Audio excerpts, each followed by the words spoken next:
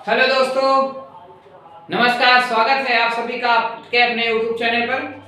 दोस्तों, इस वीडियो में हम लोग पढ़ने वाले हैं धमनी और शिरा के बारे में। विशेषकर अंतर देखेंगे इस वीडियो में। कई क्वेश्चंस कई बच्चे पूछ रहे थे कि इसका आंसर क्या होगा या फिर हमें कैसे लिखना है, तो वो चीज हम अंतर बताएंगे आप लोगों को कि क्या क्या अंतर होते हैं। सबसे पहले थोड़ा सा हम समझ लेते हैं ये होते क्या है। देखो, हम लोगों के शरीर में रुधिर को एक स्थान से दूसरे स्थान तक लाने ले जाने के लिए कुछ वाहिकाएं पाई जाती हैं। इनको क्या कहते हैं? वाहिका। ठीक है, तो एक इन्हीं वाहिकाओं में से ये दो प्रकार की होती है। सीधा सीधा ये दो प्रकार की, ज्यादा कंफ्यूज मत होइए। वाहिकाएं दो प्रकार की होती है, एक धमनी होती है और एक शिरा।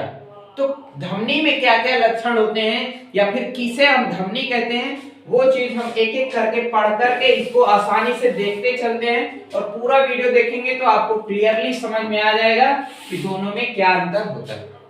सबसे पहली बात धमनी के बारे में। धमनी में शुद्ध रुधिर बहता है। मैं पूरा ना लिख करके थोड़ा थोड़ा लिख दे रहा हूं, आप सब वाक्य पूरा कर लीजिएगा। इनमें शुद्ध रुधिर बहता है, बहता है, शुद्ध रुधिर बहता है। क्योंकि ये क्या करती हैं कि हृदय से रुधिर को अंगों की ओर ले जाती है। जैसे ये हमारा हृदय है यहाँ पर, तो इधर से ये अंगों की ओर ले जाएंगे, तो ऑक्सीजन ले जाने का कार्य करते हैं। तो मतलब जिसमें ऑक्सीजन होता है, कई बार बच्चे कंफ्यूज हो जाते हैं कि शुद्ध रुधिर क्या है, अशुद्ध रुधिर क्या है। शायद आपके मन में भी आ रहा हो कि शुद्ध रुधिर क्या होता है, अशुद्ध रुधिर क्या होता है। तो ऐसा नहीं कि खराब खून है। अशुद्ध का मतलब खराब नहीं होता, मतलब अशुद्ध का मतलब ऐसा रुधिर जिसमें ऑक्सीजन नहीं पाया जाता, उसे अशुद्ध रुधिर कहते हैं, और जिसमें ऑक्सीजन पाया जाता है उसे शुद्ध रुधिर कहते हैं। तो ये मत समझ लेना कि यहाँ पे शुद्ध रुधिर लिखा है इसका मतलब शुद्ध, अशुद्ध का मतलब खराब। खराब वराब नहीं है, ठीक है। तो अंतर समझ में आ गया ना। तो धमनी में शुद्ध रुधिर बहता है और शिराओं में क्या बहता है भैया? अशुद्ध रुधिर बहता है, अशुद्ध रुधिर बहता है। आप वाक्य पूरा करते चलिए, है ना। अशुद्ध रुधिर बहता है, मैं बोल भी रहा हूं इसलिए आप लिख सकते हैं। तो अशुद्ध का मतलब यहाँ पर हमने बता दिया ना, क्योंकि जब हम लोग भी पढ़ते थे क्लास 10th में थे ना, तो लगता था यार ये अशुद्ध रुधिर का मतलब खराब वाला खून है क्या? लेकिन खराब खून नहीं होता है। अशुद्ध का मतलब ऐसा रुधिर जिसमें ऑक्सीजन की मात्रा नहीं होती या बहुत कम होती, उसे क्या कहते हैं? अशुद्ध रुधिर। समझ में आ गया ना भैया? तो चलो दूसरा देख लेते हैं क्या अंतर होता है धमनी और शिरा में। दूसरा प्रमुख अंतर देखो, धमनियों में रुधिर, धमनियों में रुधिर तेज रफ्तार से बहता है। तेज रफ्तार लिख दें, रफ्तार। एक रफ्तार रैपर में है ना, जानते हो क्या आप लोग। रुधिर तेज रफ्तार से बहता है, 7 मील प्रति घंटा के स्पीड से लगभग लगभग बहता है, ठीक है। तेज रफ्तार से बहता है और इसमें उतना तेज रफ्तार नहीं होता, इसमें रुक रुक कर बहता है। इसमें आगे यहाँ पर इसमें लिखिए, इसमें रुक रुक कर बहता है, रुक रुक कर बहता है। अच्छा, इसका कारण भी है। रुक रुक कर, अब मन में आएगा कि इसमें इतनी स्पीड से क्यों जा रहा है, इसमें ऐसे क्यों, मतलब रुक रुक के क्यों जा रहा है। तो एक अंतर आपने देखा होगा, इसमें कपाट नहीं होते हैं, क्योंकि धमनियों में कपाट, कपाट मतलब ना गांव में दरवाजा बोलते हैं, इसमें कपाट नहीं होते हैं। प्रमुख अंतर है। इससे अभी आपको दूसरा वाला समझ में आ जाएगा, इसलिए हम लिख रहे हैं। इसमें कपाट नहीं होते हैं और इसमें क्या होता है? इसमें होते हैं। आपको पेपर में इस तरीके से नहीं लिखना है, शार्ट वार्ट में पूरा लिखिएगा, हमारे चक्कर में मत पढ़ना। मतलब चक्कर में पढ़ना, लेकिन जिस तरीके से हम लिख रहे हैं ऐसे नहीं लिखना है, आपको पूरा वाक्य बना के अच्छे से लिखना है। इसमें कपाट नहीं होते हैं, इसमें कपाट होते हैं। पूरा ही लिख दे, नहीं तो तुम लोग गड़बड़ कर दोगे, ठीक है। तो यहां तक क्लियर हो गया ना। इसमें कपाट नहीं होते। कपाट का मतलब जैसे मान लो, जैसे हमारे यहाँ पे जो धमनी है उसमें वो धमनी ऐसे है, ठीक है। मतलब थोड़ा बहुत इधर उधर हो सकता है, धमनी पाइप थोड़ी एकदम सब जगह एक ही जैसे होगी। अब ये धमनी, इसमें देखो रुधिर आराम से ऐसे ऐसे बहता चला जा रहा, बहता चला जा रहा, बहता चला जा रहा। कहीं पर कोई कपाट का मतलब कोई रुकावट नहीं है इसमें। लेकिन सिराओं में क्या होता है, सिराओं में ना ऐसे मान लीजिए ये सिरा है, ठीक है, तो इसमें बीच बीच पर कपाट होते हैं, बीच बीच में कपाट होते हैं, मतलब तो यहां से रुधिर जैसे मान लो जाता है तो इस कपाट में टकराता है तो थोड़ा स्लो हो जाता है, तो इसलिए इसमें रुक रुक कर बहता है। ये समझ में आया? क्योंकि भाई देखो सिराओं में कपाट नहीं होते, किसी तरीके कोई रुकावट होती नहीं, तो रुधिर स्पीड में बढ़िया तेजी से भागता चला जाता है। जैसे उदाहरण के लिए मान लीजिए कि बड़ी नदी है, उसमें कोई रुकावट नहीं, चला जा रहा, अगर हम उसमें बीच में बंधी लगा दें तो फिर उतनी स्पीड से थोड़ी बह पाएगा। कोई नहर है, पानी तेज से बह रहा और उसमें बीच में लगा दो बंधी, क्या होगा?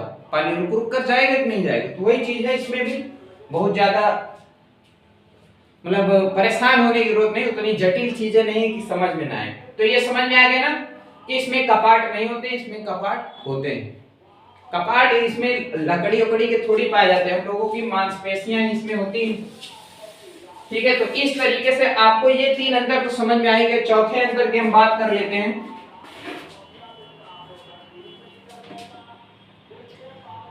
ये त्वचा से गहराई में स्थित होती है, त्वचा से गहराई में स्थित होती है। गहराई, गहराई तो जानते हो ना, डीपली थोड़ा होती है, गहराई में स्थित होते हैं। हम पूरा लिखे दे रहे हैं भैया, तुम लोग नहीं कक्षा 10वीं में हो, बोर्ड में हो जाए गड़बड़, आधा तिहा लिखोगे तो। ये त्वचा से गहराई में स्थित होती है, गहराई में स्थित होती हैं, और ये त्वचा से नजदीक, नजदीक तो जानते हैं ना, नियर इंग्लिश में बोलते हैं, नजदीक स्थित होते हैं, नजदीक स्थित होती हैं। हम अभी आपको दिखा देते हैं त्वचा, ये धमनी उमनी कहाँ। देखो मैं थोड़ा सा, ये देखो हाथ में देखो, आप सभी लोग यहाँ जो नसें देखते हैं ना, नस दिख रही होंगी आपको? अरे नहीं दिख रही होंगी तो ऐसे देख लो, थोड़ा सा, थोड़ा हल्का फुल्का तो दिख ही रहा होगा ना। तो इनको सिराएं बोलते हैं। ये जो दिखती है ना हम लोगों के हाथ में ऊपर हरी हरी, ये सिराएं हैं। और धमनियां हमको बाहर से नहीं दिखाई देती, वो होती है त्वचा में थोड़ा नीचे गहराई में स्थित होती, तो वो नहीं दिखाई देती इसकी वजह से। तो ये अंतर समझ में आ गया ना कि ये त्वचा से गहराई में स्थित होती, धमनी जो है गहराई में स्थित होती, और ये त्वचा से ऊपर स्थित होती, इसलिए हमें दिखाई देती है। देखो आराम से देख सकते हैं। ठीक है, चलो भैया अगला अंतर देख लेते हैं क्या होता है धमनी और सिरा में अंतर। इनमें शुद्ध, धमनी में शुद्ध रुधिर बहता है। पल्मोनरी, एक और शब्द यहां पर जोड़ दीजिए, पल्मोनरी, पल्मोनरी धमनी को छोड़कर, पल्मोनरी धमनी को छोड़कर, पल्मोनरी धमनी को छोड़कर समझ रहे हैं आप? देखो हम लोगों के जो हृदय होता है, हृदय से फेफड़ों की तरफ जो रुधिर ले जाते हैं शुद्ध करने के लिए, वो तो शुद्ध होता नहीं है, वो कैसा होता है? अशुद्ध होता है। तो इसलिए जितनी भी धमनी है ना, सब में रुधिर शुद्ध बहता है, लेकिन ये पल्मोनरी धमनी जो है, हिंदी में इसे फुफ्फुस सिरा भी, फुफ्फुस धमनी भी कहते हैं, इसमें क्या बहता है? अशुद्ध रुधिर बहता है। ठीक है, और इधर भी वैसे ही है, इसमें अशुद्ध रुधिर बहता है। अशुद्ध रुधिर पूरा लिख देते ना इसे, इसमें अशुद्ध रुधिर बहता है, किंतु किंतु किंतु इसमें भी लगाना है, किंतु पल्मोनरी, सॉरी हाँ पल्मोनरी रहेगा, पल्मोनरी सिरा को छोड़कर, पल्मोनरी सिरा को छोड़कर।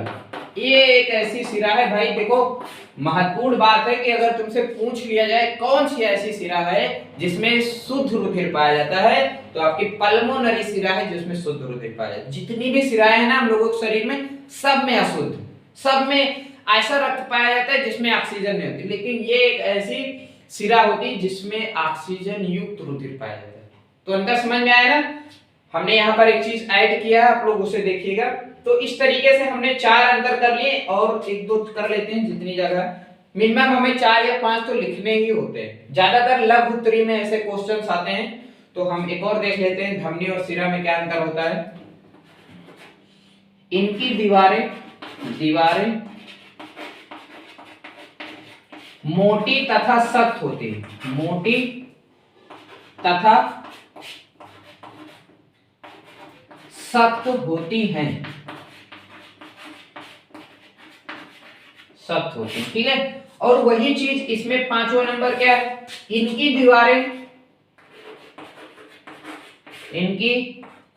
दीवारें पतली होती हैं भैया, पतली।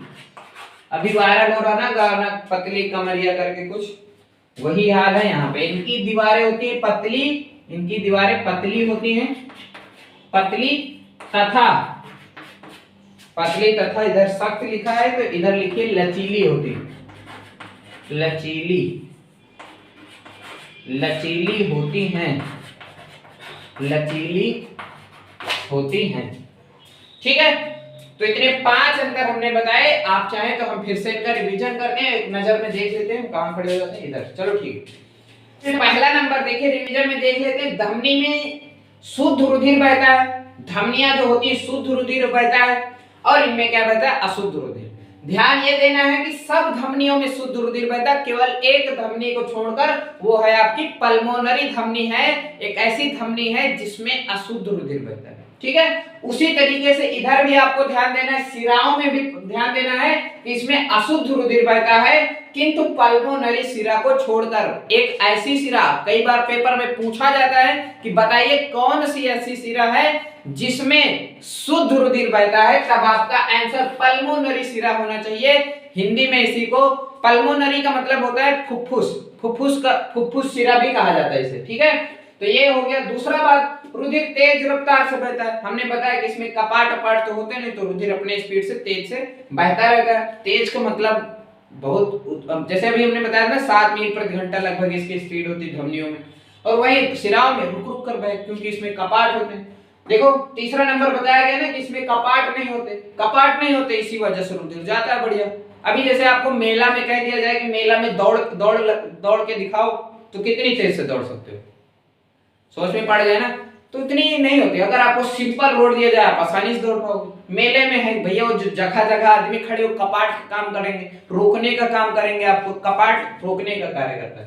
तो ठीक है, तो ये हो गया, आपको इसमें कपाट पाए जाते हैं। चौथा नंबर है, ये त्वचा से गहराई में स्थित होते हैं। हमने बताया ना आपको, आप इन्हें देख नहीं सकते आंख से, चीर फाड़ के देखोगे उसकी बात अलग है, बाकी ऐसे आप नहीं देख सकते, आपको देखो कहीं दिखाई दे रहा है। लेकिन सिराएं क्या होती हैं, ये त्वचा से नजदीक स्थित होती हैं। हम लोगों को जैसे अभी हमने बताया ना, ये देखो ये क्या आपकी सिराएं हैं, ठीक है, क्लियर हो गए। इनकी दीवारें मोटी तथा सरल सख्त होती हैं, मोटी होती हैं, सख्त होती हैं, मतलब थोड़ी मजबूती इनमें ज्यादा रहती है, आप ऐसे भी समझ सकते हैं।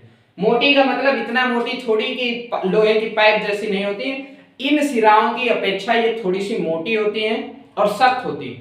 सख्त का मतलब थोड़ा आप दबाएंगे ना तो आपको लगेगा कि कुछ दब नहीं रहा, या फिर थोड़ा सा एहसास होगा किसी ताकत का, ठीक है। तो मोटी होती है, सख्त होती है, इनकी दीवारें लचीली होती हैं और पतली होती है, ठीक है।